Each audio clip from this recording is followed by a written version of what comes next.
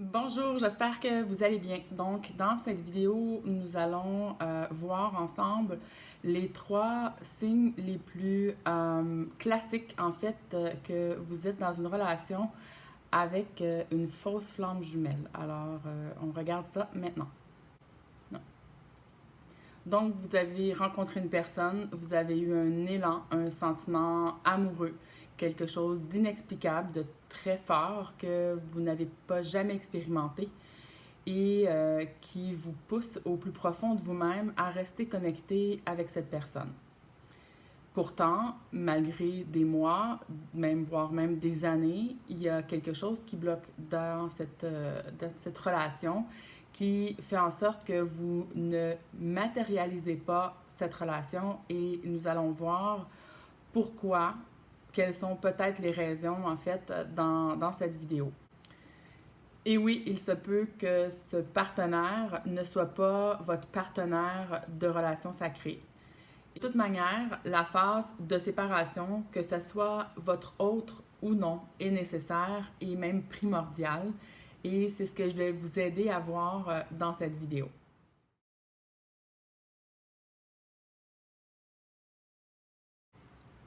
Plusieurs d'entre vous êtes perdus et tournez en rond et pour certains, cela fait vraiment beaucoup trop de temps que vous perdez de vos précieuses minutes et vos précieuses années de votre vie à vivre et à être épanoui, justement.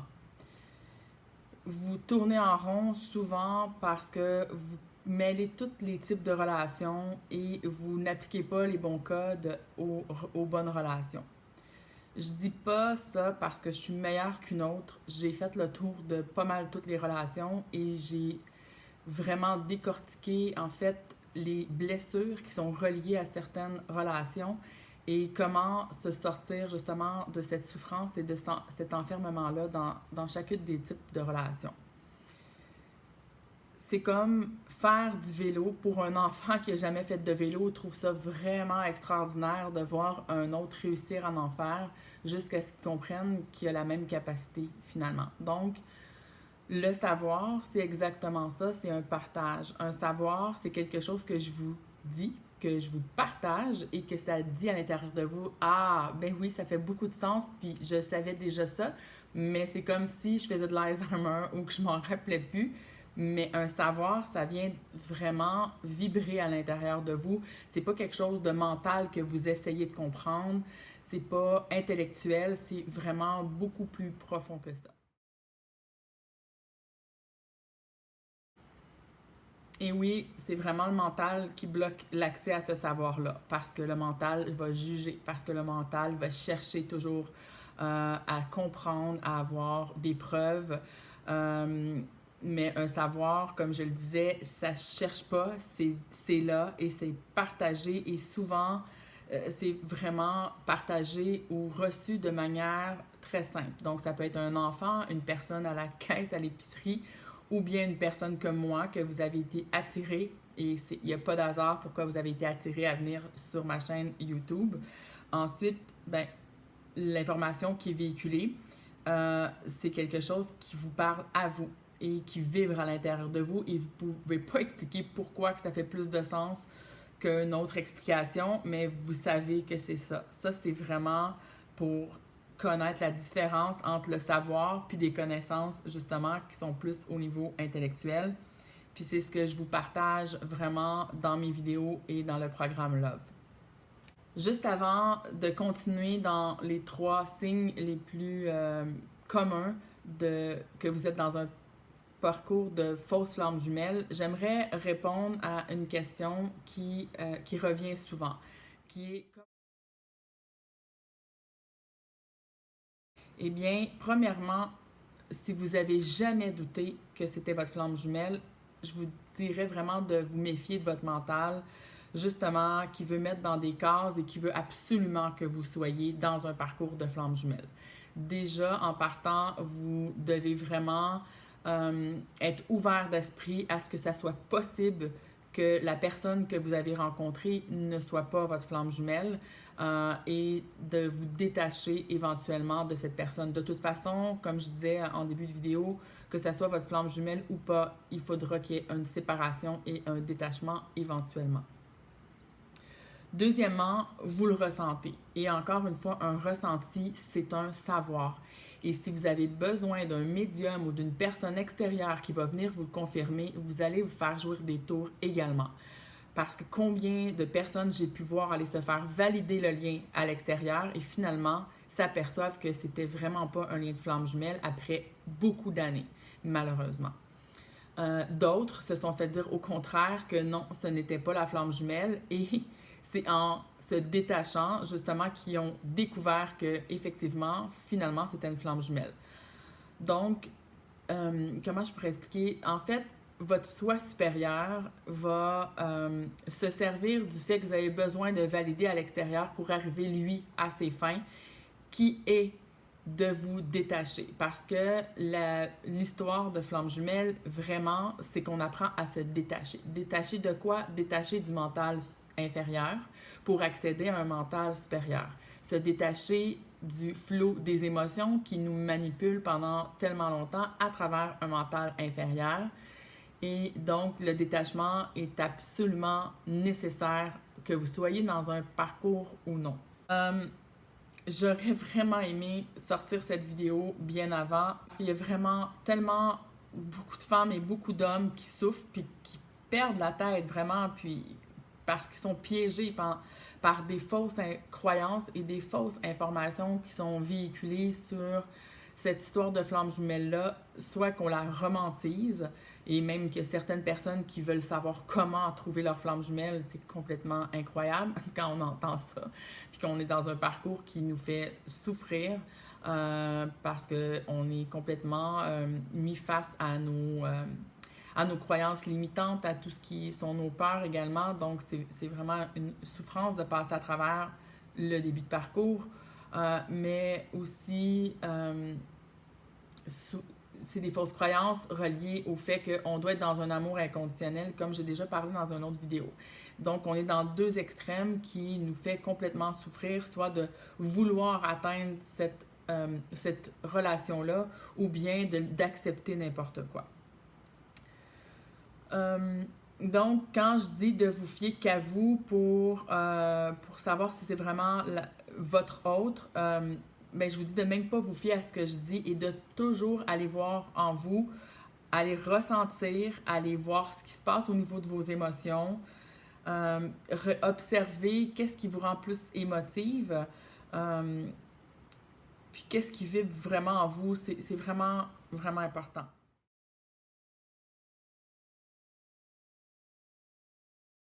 Avant tout, quand on parle de fusion, la fusion se fait avant tout à l'intérieur de vous. Vous fusionnez vraiment avec votre conscience supérieure, avec votre soi supérieur.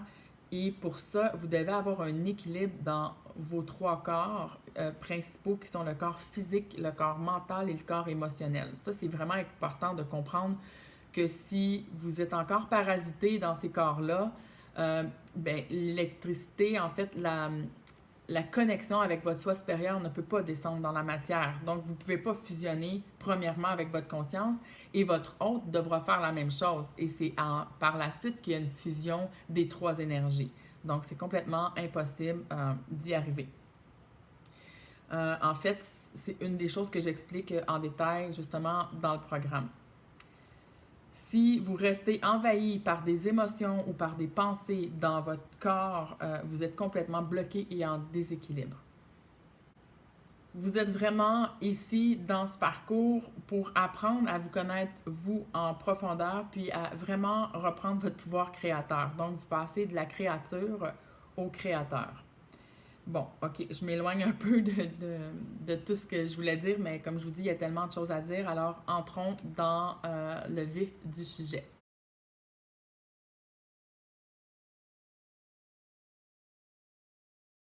Votre relation fonctionne seulement quand l'un des deux partenaires, probablement vous, n'est pas dans son pouvoir ou accepte de mettre ses propres besoins de côté. En d'autres termes, il y a une des deux personnes qui accepte des miettes. et c'est toujours la même. Donc, en réalité, vous acceptez des miettes par peur. Par peur de quoi? Et vraiment, je vous invite à vous observer. Vous avez peur de quoi? Vous avez peur de plein de choses et je ne vais pas les énumérer ici parce que ce travail-là doit être fait par vous. Donc, mais pourquoi vous avez des peurs? C'est parce que vous êtes en soumission et en dépendance affective et vous êtes zéro à l'écoute de vos besoins et vous êtes complètement tourné à être à l'écoute des besoins de l'autre.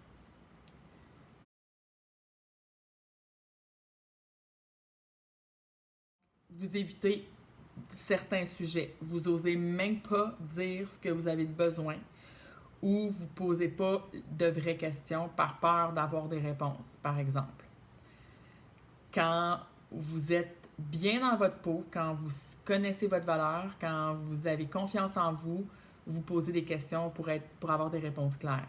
Et vous n'avez pas peur d'avoir des réponses, même si la réponse serait non. Je donne un exemple.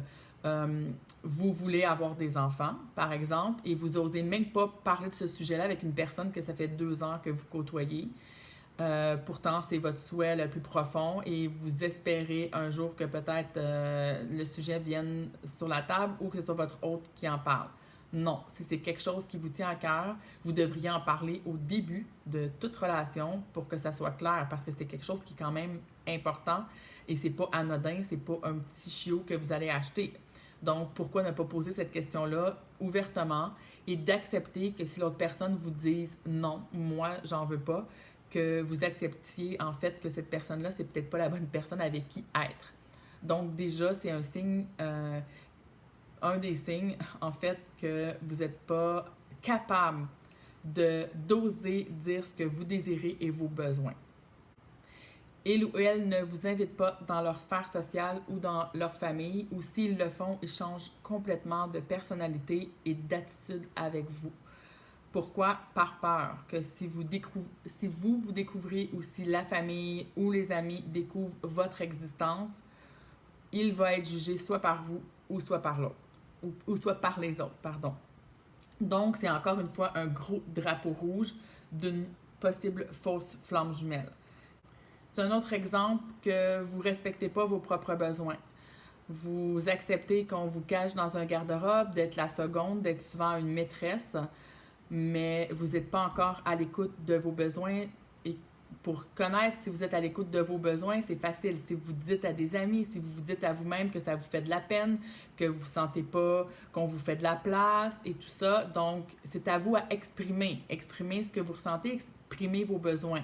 Puis si l'autre personne n'est pas capable de répondre à ces besoins-là, c'est simplement pas une bonne personne pour vous.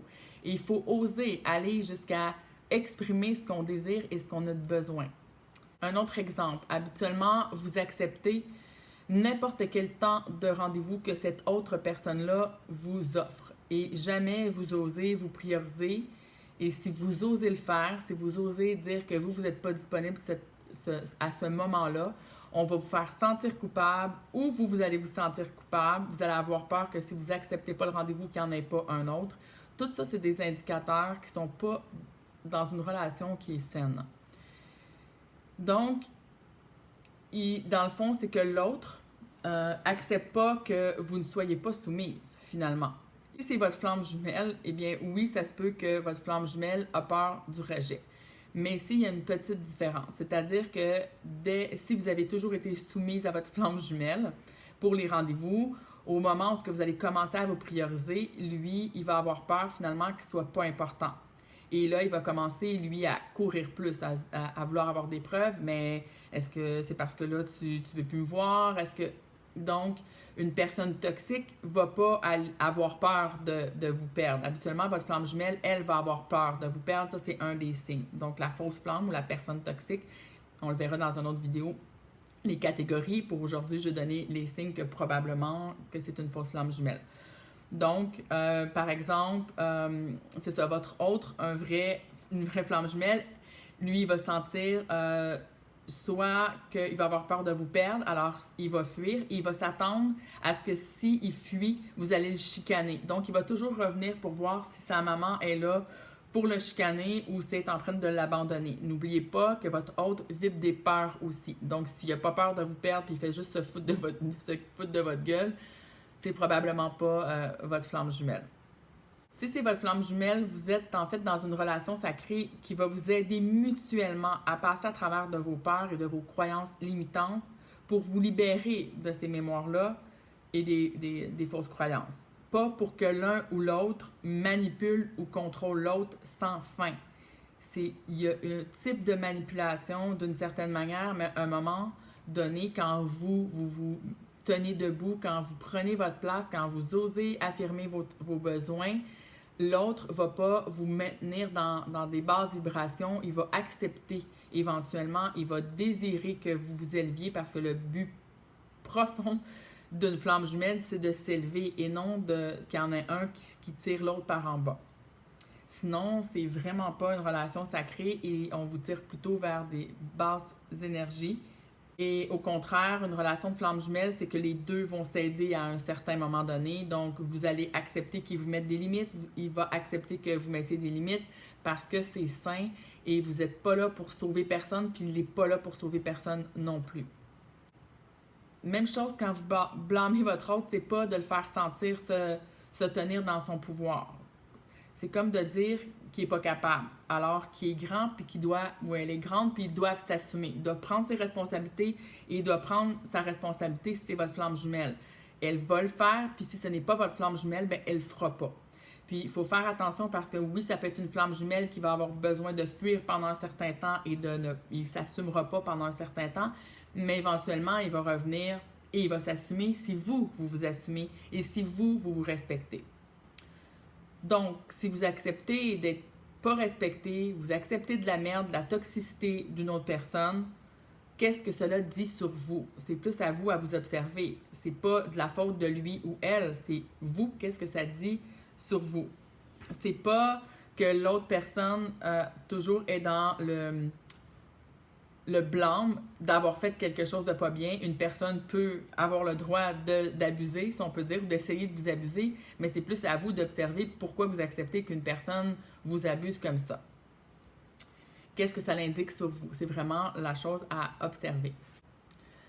Donc, un masculin sacré, non seulement il va accepter que vous n'acceptez pas d'être traité n'importe comment, mais il va vraiment vous encourager à mettre vos limites. Il va vous dire que ça a du sens, qu'est-ce que vous dites éventuellement, puis il va vouloir que ça reste sain, ces limites-là. Même si ça implique que vous dites que par respect pour vous, vous allez prendre la distance, il va accepter. Encore une fois, la relation est là pour vous élever et non pour vous abaisser. Puis, c'est certain que les deux personnes viennent de familles vraiment abusives, avec des comportements verbaux, physiques, émotionnels, souvent qui ont été abusifs. Puis en aucun temps, nous désirons nous abuser de l'autre parce qu'on l'a vécu, on sait c'est quoi, on n'est pas capable de faire mal et d'abuser de l'autre. Puis on se rend compte quand on l'a fait ou notre autre éventuellement se rend compte, puis c'est surtout pas ce qu'il veut faire. Une personne qui est toxique, elle s'en rend même pas compte de ses comportements toxiques. Une flamme jumelle, c'est une personne qui est responsable et qui prend sa responsabilité et qui le voit éventuellement. Oui, je te manque de respect. Oui, je suis pas capable de respecter le temps que je te donne. Je suis pas capable de respecter ma parole. Et il va vous le verbaliser à quelque part à un moment donné. Il va être conscient de ce qu'il fait. Même si d'une certaine manière, il est dans l'inconscience de vous faire vivre ça, quand vous allez lui dire, sans s'excuser, il va quand même dire qu'effectivement, il y a quelque chose qui cloche. Tant qu'il y a de l'ego, en fait, c'est normal qu'il y ait des accroches qui vont se passer au niveau de l'ego. Donc, si votre autre est dans l'ego, observez comment vous êtes encore dans l'ego, puis travaillez ces aspects-là de manière séparée, c'est vraiment sain. C'est pourquoi la séparation, le temps de séparation physique est nécessaire. On a eu des mémoires extrêmes, surtout pour les femmes, mais également pour des hommes, d'abus extrêmes de toutes sortes, qui remontent pour les deux partenaires. Puis chacun à notre manière, on appuie sur les mémoires de l'autre pour les libérer et non pour continuer à souffrir. Si vous êtes dans des souffrances depuis des années, ce n'est pas normal. Il y a quelque chose que vous n'avez pas appliqué, il y a quelque chose que vous n'avez pas bien observé. Vous n'êtes probablement pas dans une relation flamme jumelle. À un moment donné, on avance dans ce parcours-là, puis on sort de ces grosses souffrances. Si vous acceptez constamment des miettes et du non-respect, vous n'êtes probablement pas dans une relation flamme jumelle.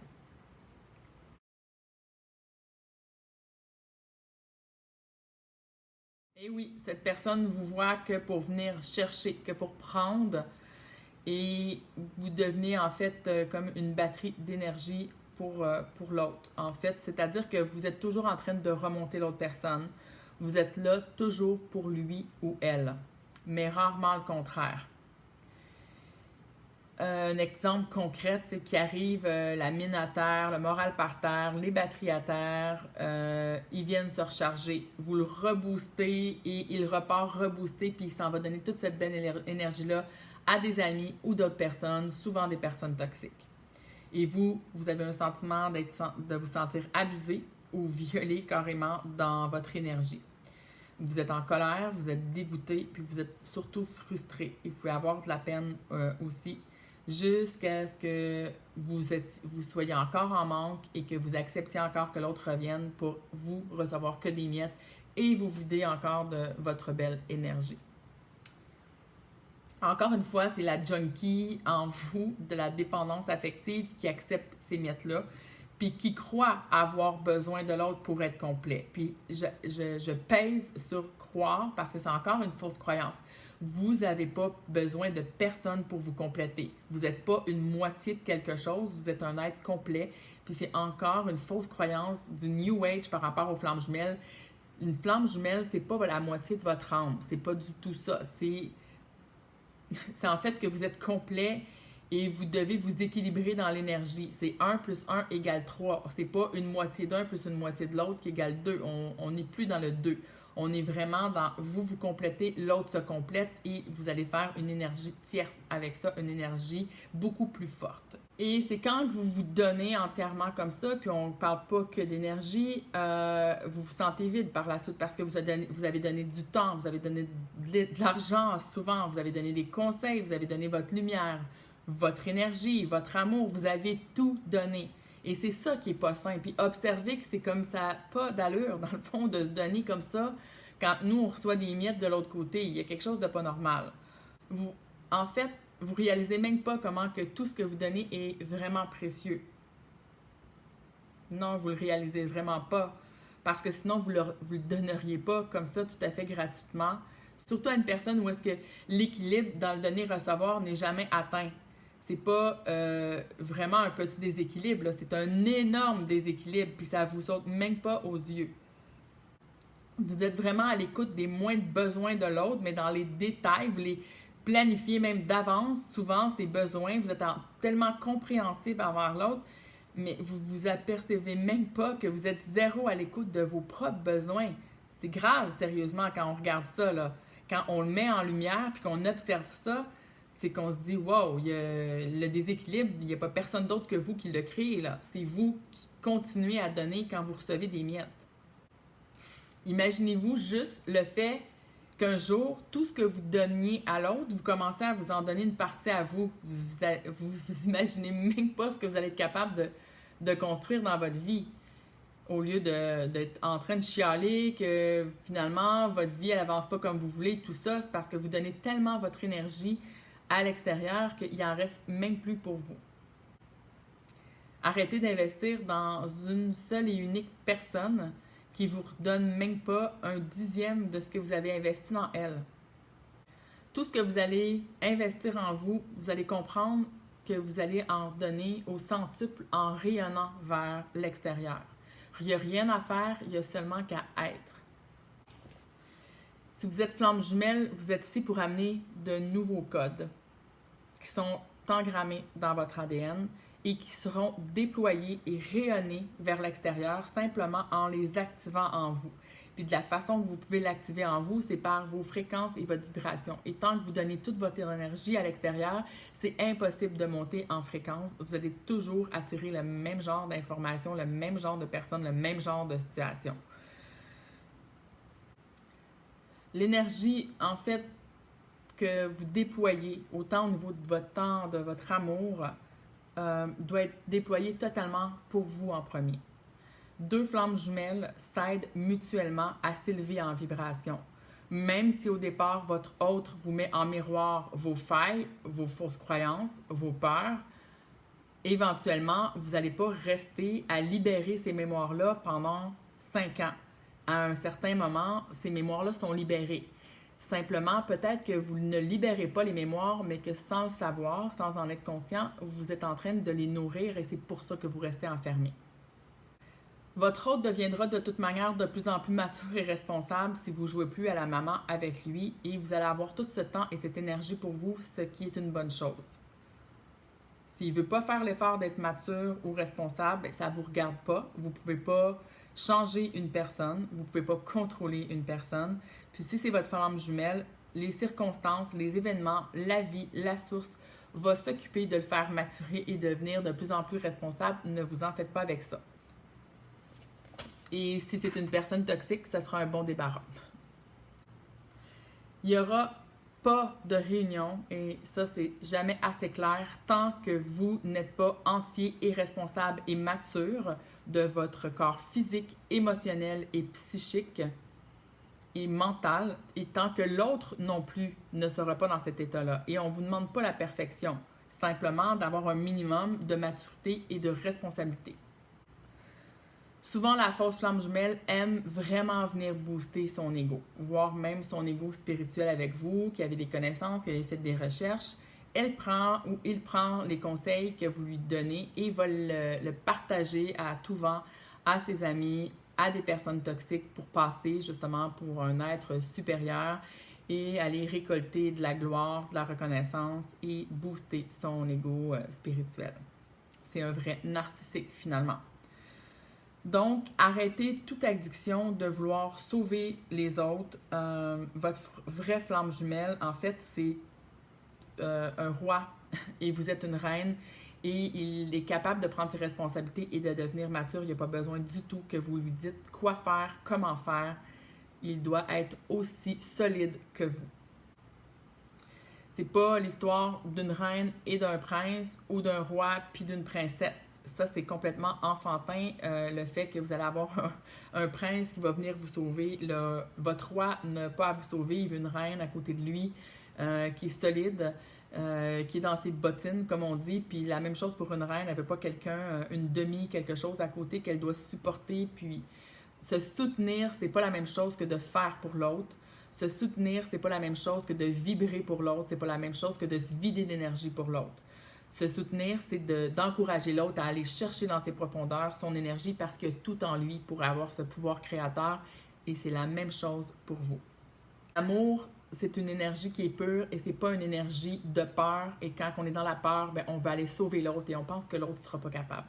Posez-vous la question, est-ce que vous voulez une relation ou est-ce que vous allez être supérieur et en train de tirer par la main l'autre personne tout le temps, lui dire quoi faire, comment être, comment ne pas accepter qu'il y ait des personnes toxiques à l'entour de lui, comment toujours être en train de lui expliquer au lieu d'être en train de bâtir et créer une vie avec lui. Ou préférez-vous que votre hôte soit supérieur à vous et soit toujours en train de vous dire comment vous ne faites pas bien les choses et que vous n'y arriverez pas sans lui? C'est la même chose. Non, ce que vous désirez, c'est quelqu'un qui est égal à vous et que vous allez justement vous apprendre mutuellement sans mettre l'autre sous un piédestal ou sans mettre l'autre plus bas que vous, justement. En fait, si vous observez que vous donnez depuis des mois, depuis des années et qu'à un moment donné, vous n'avez pas vraiment vous reçu de sa part et qu'un jour, vous vous rendez compte que finalement, ben, il vous a remplacé par une autre puis qu'il vient que vous voir pour venir chercher de l'énergie, encore une fois, c'est un choix. C'est à vous à accepter. Vous n'avez pas à accepter au nom de l'amour parce que c'est pas vraiment de l'amour, c'est de la soumission. On va dire les vraies choses. De la vraie amour, c'est un amour qui est équilibré. C'est-à-dire qu'on ne va pas offrir à l'extérieur sans voir que l'autre personne est en train de nous abuser. Ça, on dit que c'est de l'amour inconditionnel, mais ce n'est pas un amour qui est juste et équilibré et vous allez y perdre. Vous allez vous rendre compte après 2, 3 ans, 4 ans, et même voire plus, que vous avez donné tout le temps et que finalement, vous avez toujours été dans l'attente, vous avez toujours été soumise et vous avez reçu que des miettes. Vous ne pouvez pas blâmer personne parce que personne qui vous a obligé à faire ça. C'est vous qui avez bien voulu rester dans cette position-là. Et aujourd'hui, vous avez encore le choix de décider que c'est terminé, que vous n'allez plus donner de cette énergie précieuse et de votre temps et de votre amour et votre argent, etc., etc., à une personne qui en vaut peut-être pas la peine. Et je répète, si c'est votre flamme jumelle, oui, elle pourra avoir ces signes-là pour un certain temps et éventuellement, vous allez vous tenir debout, vous allez être mature et responsable et l'autre va suivre le pas parce que votre flamme jumelle vous suit toujours énergétiquement. C'est impossible que vous compreniez des choses et que l'autre les reçoive pas au niveau des vases communicants. Quand c'est votre autre, il les reçoit et il y a des changements qui s'opèrent chez l'autre éventuellement. Et ces changements s'opèrent sans que vous ayez rien à dire parce que c'est partagé au niveau de la conscience qui est connectée. C'est une conscience une qui est connectée et vous n'avez rien à dire à l'autre, ça se fait.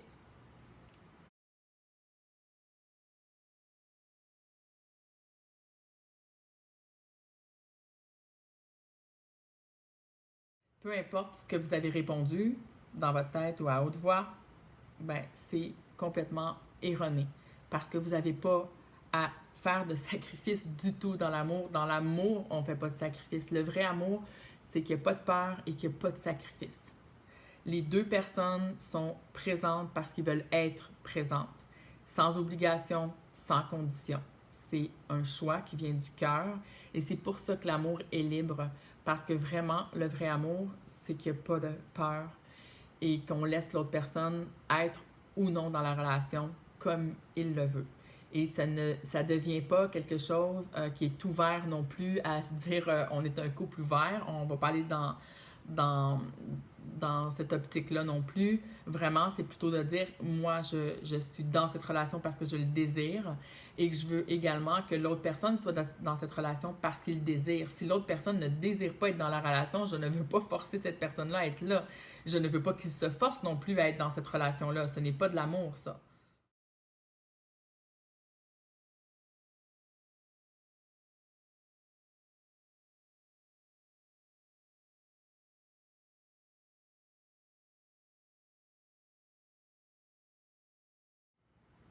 Le troisième signe que vous êtes sûrement en relation avec une fausse flamme jumelle, qui est plutôt une personne narcissique, c'est que cette personne a attaché une corde ou un crochet énergétiquement à vous, à un centre d'énergie, donc à un des chakras, qui peut être au niveau mental, au niveau sexuel ou au niveau émotif, et les trois en même temps, souvent. Tous ces crochets-là ou ces attaches sont reliés à des mémoires qui sont souvent mortes et qu'on réanime et que vous réagissez. Je vous rappelle qu'on a vécu plusieurs vies, qu'on a plusieurs mémoires d'abus, de soumission, de ne pas se sentir à la hauteur, de ne pas se sentir avoir le droit, de se sentir impuissante, surtout les femmes, parce que je vous rappelle que ça fait pas tellement longtemps qu'on a le droit de voter, qu'on a le droit d'avoir un compte en banque, qu'on a même le droit de parler. Pendant longtemps, les femmes ont été dégradées à un point tel où est-ce que la femme était considérée comme absolument rien. Donc, ces mémoires-là sont dans le collectif très forts et on peut vous les amener au niveau du mental, à vous les faire réactiver. Et c'est pourquoi vous restez souvent attachés au niveau de ces trois centres énergétiques-là où est-ce que vous êtes soumise au niveau mental, au niveau émotionnel et au niveau sexuel. Une des manières de savoir si vous avez des crochets ou si vous avez des cordes qui viennent sucer votre énergie, c'est vraiment le cas de le dire, c'est que suite à un contact avec votre hôte, vous allez vous sentir vidé, complètement vidé, vidé au niveau énergétique. Vous allez vous sentir complètement fatigué, à terre, épuisé. Euh, donc, c'est souvent après un high que vous avez été connecté pour des miettes en apparence, que c'était wow, que oui, vous avez parlé avec l'autre, oui, vous avez eu un contact ou vous avez une relation sexuelle, mais par la suite, vous avez un down énorme. Vous chutez vraiment bas et c'est là qu'il y a des idées noires qui reviennent. que vous vous sentez complètement démuni, que vous sentez que vous n'avez plus de pouvoir, que vous êtes triste ou que vous êtes en colère. Donc, ça vous ramène très, très bas au niveau des vibrations. Et le temps que vous remontez, ben, c'est là que l'autre revient. C'est tout le temps comme ça, c'est vraiment un cycle malsain. Donc, sûrement que la plupart du temps, vous vous dites, oui, mais je l'aime, je suis pas capable de me passer de lui, c'est impossible, c'est mon autre, je peux pas enlever qu'est-ce que je ressens énergétiquement, émotionnellement et tout ça. Tous les ressentis, je vous rappelle que les ressentis, le mental, l'émotionnel, tous ces domaines-là sont reliés à l'astral. Et dans l'astral, on manipule facilement. Donc, vous pouvez être facilement manipulé sans même vous en rendre compte, malheureusement. Et c'est vraiment important d'apprendre à mettre vos limites saines et claires, autant dans la matière que dans vos pensées, parce que c'est à ce niveau-là qu'on est parasité. Donc, au niveau mental, vous pouvez avoir des obsessions. Vous pouvez rêver même la nuit à avoir des relations sexuelles avec votre hôte. Vous vous sentez énergétiquement attiré par votre hôte. On parle de « Ah, je le ressens dans la 5D ». Je vous rappelle qu'ici, on est en 3D et que le but de l'ascension, c'est de faire descendre dans la matière la 5D, justement. Donc, c'est pas de vous rendre au niveau mental ou énergétique dans la 5D pour vivre une histoire d'amour ou une histoire sexuelle dans la 5D. C'est de faire descendre dans la matière. Donc, si vous ne vivez pas cette relation-là dans la 3D, il y a quelque chose, encore une fois, qui est parasité, qui n'est pas normal. Je vous invite à vraiment observer ce qui se passe. Donc, pour couper ces cordes-là, bien, vous devez apprendre, premièrement, pourquoi vous les avez créées, parce que c'est impossible qu'on vous ait posé des cordes ou des crochets sans votre consentement, même si c'est un consentement inconscient. Donc, vous avez permis que ça se mette en place. Si c'est votre flamme jumelle, même si vous faites le bonhomme allumette, vous savez l'intention de couper le lien, l'intention de couper la corde, ben, elle ne se coupera pas de toute manière parce que ça ne se fait pas. Mais si c'est une fausse flamme jumelle ou une personne toxique, ça devrait fonctionner. Alors, faites-le régulièrement avec votre intention, simplement votre propre intention de dire non, là, ça suffit, je reprends mon pouvoir, je ne veux plus laisser mon énergie à une personne externe à moi, je reprends mon énergie. C'est vraiment important de le faire, que ça soit votre flamme jumelle ou pas. Arrêtez de donner votre énergie comme ça à l'extérieur de vous. Ça suffit à un moment donné. Ensuite, vous vous demandez pourquoi vous êtes à terre, pourquoi vous faites 3 nuits noires de l'âme, pourquoi vous tournez en rond, pourquoi vous êtes complètement vidé à terre, que vous n'avez plus d'énergie pour vous-même créer vos propres créations. C'est simplement que vous avez inconsciemment donné votre consentement. C'est vraiment ça. Et là, ça suffit.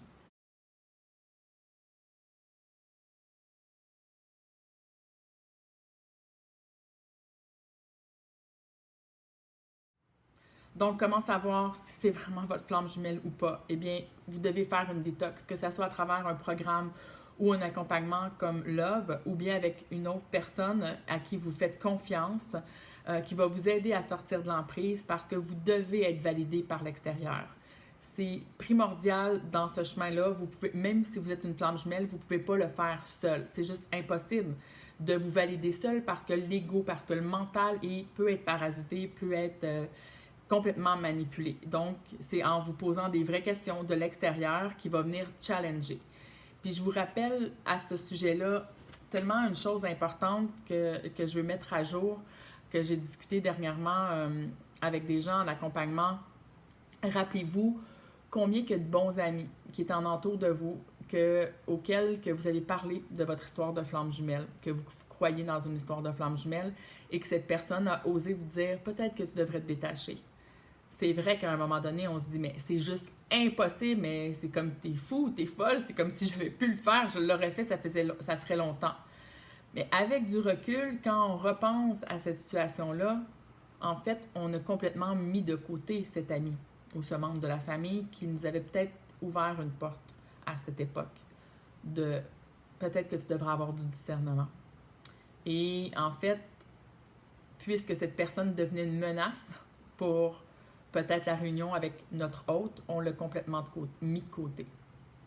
Mais aujourd'hui, je vous invite à observer que c'était peut-être une des bonnes choses à faire, justement, de prendre du recul. Et c'est ce que vous devriez peut-être faire, si ce n'est pas déjà fait. prendre du recul par rapport à ça, par rapport à cette histoire, et d'être assez ouvert d'esprit pour vous observer et de réaliser que effectivement qu'il y a beaucoup trop de dépendance, trop de toxicité, si vous n'êtes même pas capable, vous, d'oser parler de vos propres besoins. Où est l'amour dans ça? Où est l'amour, premièrement, de vous envers vous, puis de l'autre envers vous? L'autre n'est pas obligé de répondre à tous vos besoins, mais quand l'autre personne est là par amour, veut au moins savoir quels sont vos besoins, puis en discuter ouvertement. Si on n'est même pas capable d'en discuter, c'est qu'on n'est pas du tout dans de l'amour ici. J'espère que cette vidéo vous aura éclairé sur ce sujet qui est vraiment important, d'être pas dans le bon parcours finalement. Je remercie toutes les gens qui font des dons, même les plus petits dons. C'est vraiment que vous avez déjà une conscience de l'équilibre du donner-recevoir et c'est bien. Parce que dans la vie, vous allez comprendre que tout est équilibre. Tout est dans le juste, autant envers nous qu'envers les autres. Et c'est une prise de conscience importante pour tous ceux qui sont intéressés à de l'accompagnement sur le chemin ou bien à débuter le programme Love. Toutes les informations sont sous la vidéo et dans mon site web. Je vous embrasse, à bientôt.